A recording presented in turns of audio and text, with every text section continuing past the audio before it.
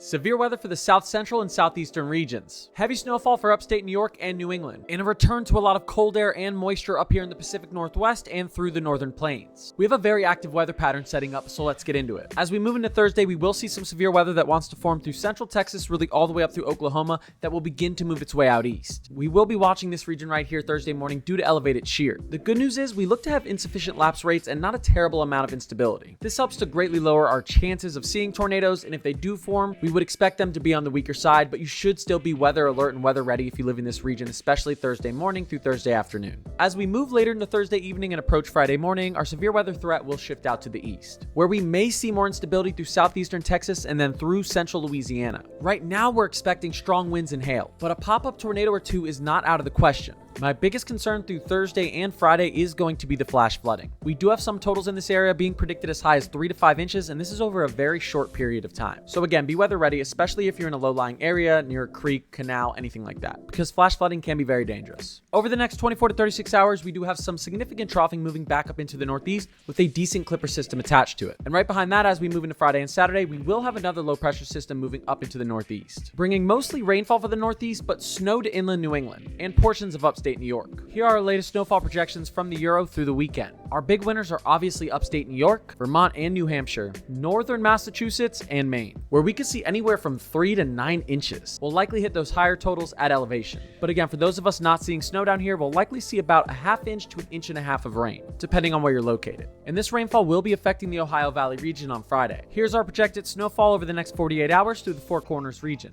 Really just a trace to 2 inches at low elevation is expected, but we could see some high elevation areas approach 6 inches or more, in some cases over a foot. Here's a look at our projected snow totals out west from the Euro through this weekend. We could see a lot of these high elevation regions potentially receiving multiple feet of snow. And again, as we get into that February 3rd to February 6th time frame, it does look possible to get some low elevation snow up here in the Pacific Northwest, possibly even into Seattle or Portland, as we will have some troughing moving in, bringing well below average temperatures. And this snowfall over time is expected to move out into the east over the northern plains. You can see our European deterministic model painting a big target for snowfall over these northern central states as we push through the first 2 weeks of February. And with the zonal flow setting up, we are expecting below average temperatures in the north and above average temperatures in the south through the next couple weeks as well. But most of the country is expected to do pretty good with precipitation, except for the southwestern region right down here and portions of the southeast. And yes, I've seen it, a big nor'easter at the end of this latest Euro run. This is way too far out. We're going to wait a little bit, see how the models adjust, and then we'll talk about it.